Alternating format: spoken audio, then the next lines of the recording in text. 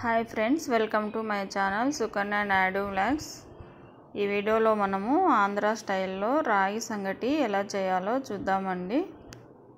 ఇది షుగర్ పేషెంట్లు అయితే డైలీ తినవచ్చండి. అలాగే ఎవరైనా కూడా దీన్ని తీసుకోవచ్చు. దీంట్లో కాల్షియం బాగుంటుంది రాగిల్లో, కాబట్టి మనము డైలీ తినవచ్చండి. అది ఎలా చేయాలో మనము ఈ వీడియోలో చూద్దాము.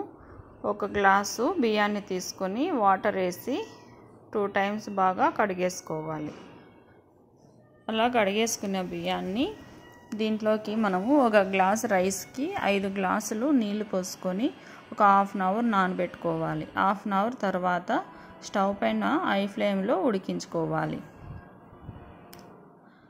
ఇలా పొంగు వచ్చిన తర్వాత మళ్ళీ మనము స్టవ్ని లో ఫ్లేమ్లో పెట్టుకుంటే సరిపోతుందండి. అలా లో ఫ్లేమ్లో ఒక 10 minutes ఉడికించుకుంటే మనకు బియ్యం ఉడికిందా లేదా అని తెలుస్తుంది. చూడండి, వీడియోలో చూపిస్తున్నట్టుగా బియ్యం కొద్దిగా మెత్తగైనప్పుడు ఇందులోకి మనము రాగిపిండి వేసేసుకోవాలి. ఒక గ్లాసు బియ్యానికి 1 కప్పు రాగిపిండి సరిపోతుందండి.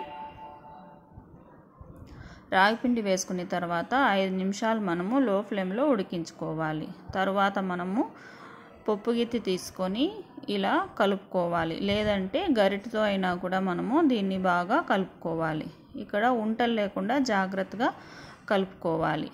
ఇంకా ఇలా కలుపుకున్న తర్వాత స్టవ్ ఒక 2 minutes లో ఫ్లేమ్లో పెట్టుకుంటే రాగిపిండి స్మెల్ లేకుండా మనకు సంగటి బాగుంటుందండి.